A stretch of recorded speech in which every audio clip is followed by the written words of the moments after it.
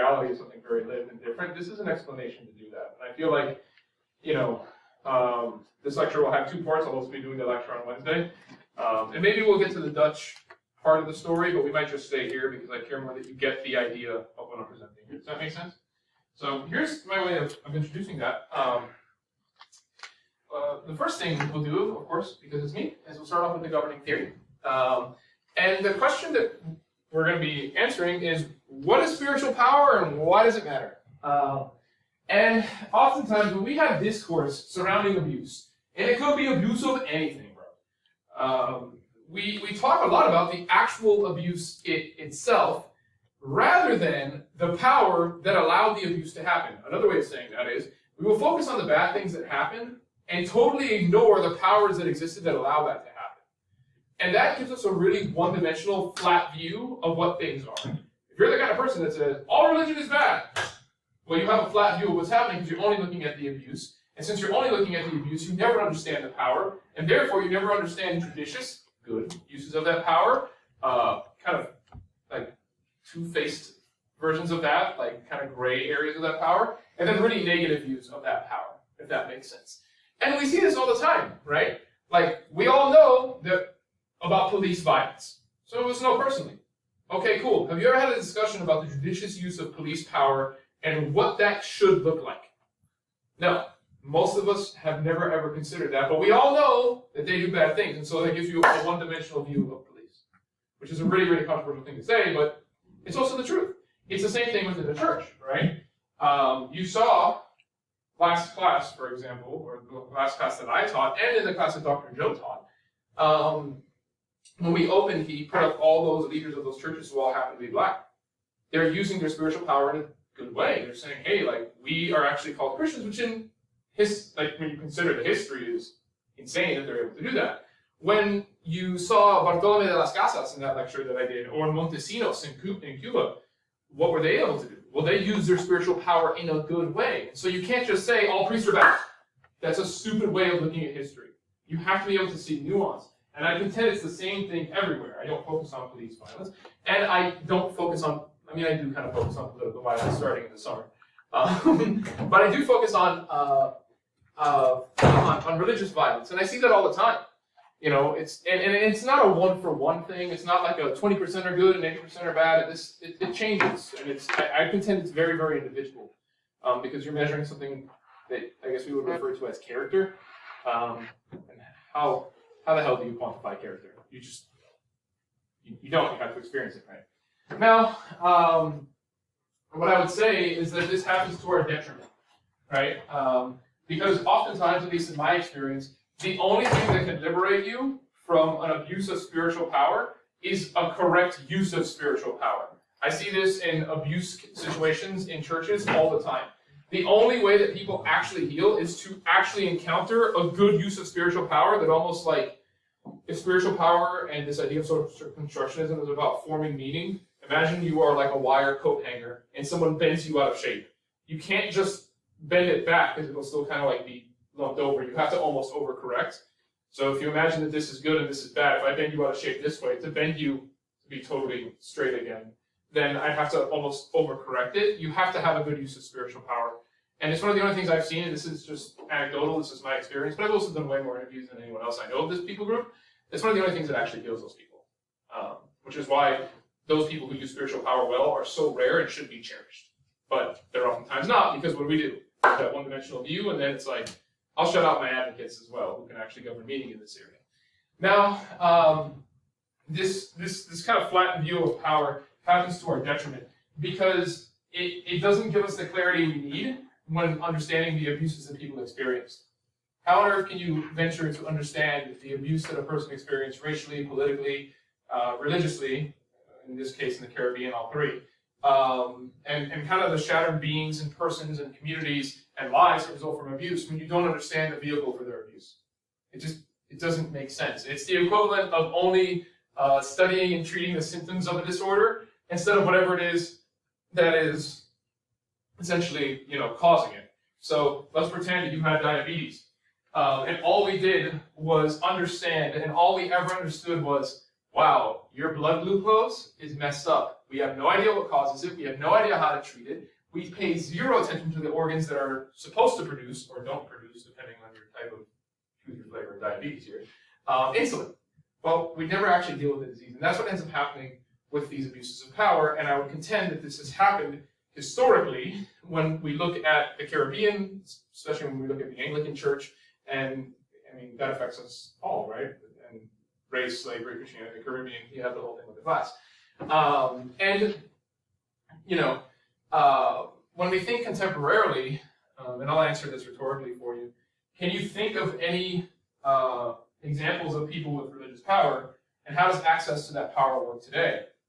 You know, when you look at what allows someone to be a pastor or a priest or a leader in a situation and how they use that power, it's oftentimes a very different conversation when you start from that point versus when you work backwards from like, here's the abuse and now let's see how they got there. And my hope is to kind of answer this to you and then go into the history. Now, the term here is spiritual power. And this is something I use in my research, and I think it is so damn relevant to the Caribbean and to particularly Anglican Protestantism and later forms of Protestantism that we'll see. Odrovic Phillips essentially uses this in an organizational psychology book, she cites that spiritual power is that thing that is abused that creates essentially those social constructions. And so if you want to think about it this way, if you have spiritual power and influence, then you're able to create meaning. That meaning will reproduce itself over and over and over again. And if you want to change whatever meaning is within a construction, you have to have access to that spiritual power. And this is the way that Dean Peelstick actually defines spiritual power. And it says this, the energy, spiritual power, right, or spiritual synchronicity, is the energy and influence derived from living in sync with a higher purpose, often based on a worldview of ultimate transcendent reality. And so, what does that actually mean? If you have spiritual power, it's because you live more in line with the values of that society than anyone else.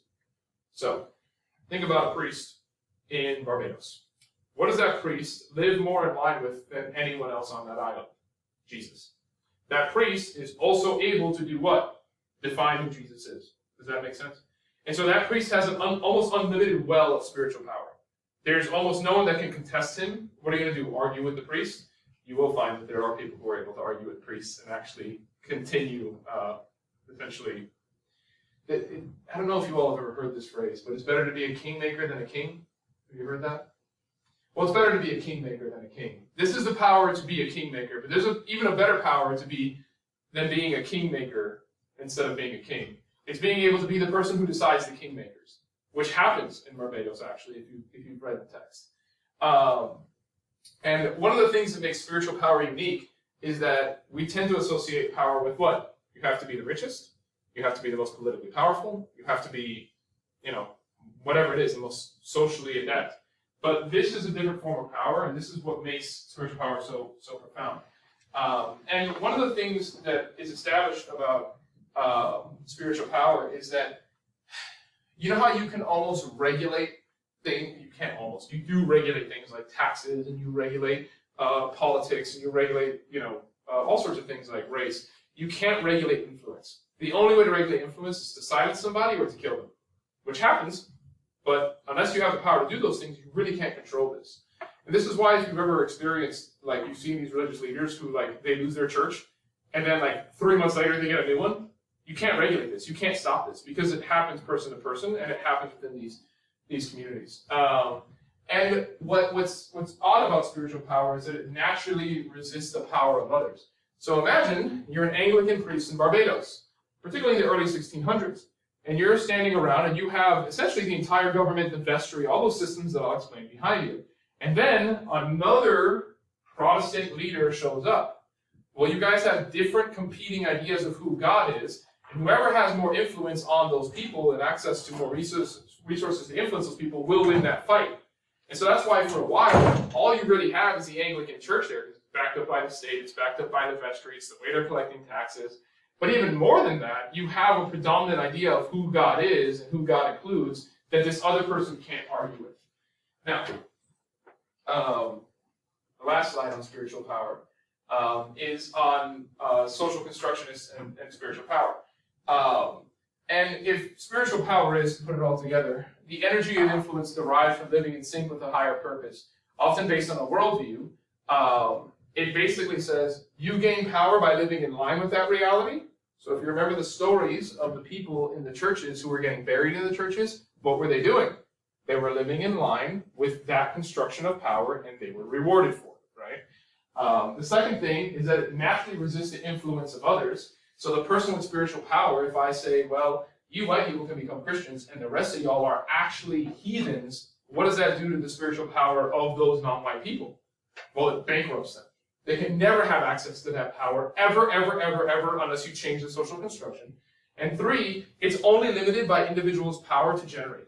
So since I'm essentially generating influence, the more charismatic I am, the more able to preserve this system of power, which, when you look at how powerful in the early 1600s, these Barbadosian? How the hell do you say Bajans. What? They call themselves Bajans. That's short for Barbados. Bajans. I don't like that word. Islanders. It sounds offensive. It does sound offensive, bro. Whatever. Well, these folks from the island, Bajans, I guess we could say, these Anglican priests, well, the only thing limiting their power is their ability to generate. And that's the craziest thing about it, right? Until there's some changes that happen. They happen in like the 1680s and pretty 1660s to 1680s with Charles II from England, which we'll go into. But they don't manifest. What's odd about this? They don't manifest until like the mid 1700s in a real way in Barbados. When you look at what spiritual power is, it's basically an unlimited form of power that recreates itself over and over and over again. That I would contend is a greater power than political power, until the politicians kill you. Once the politicians kill you, then it's up, right? And we'll start to see this in the next slide.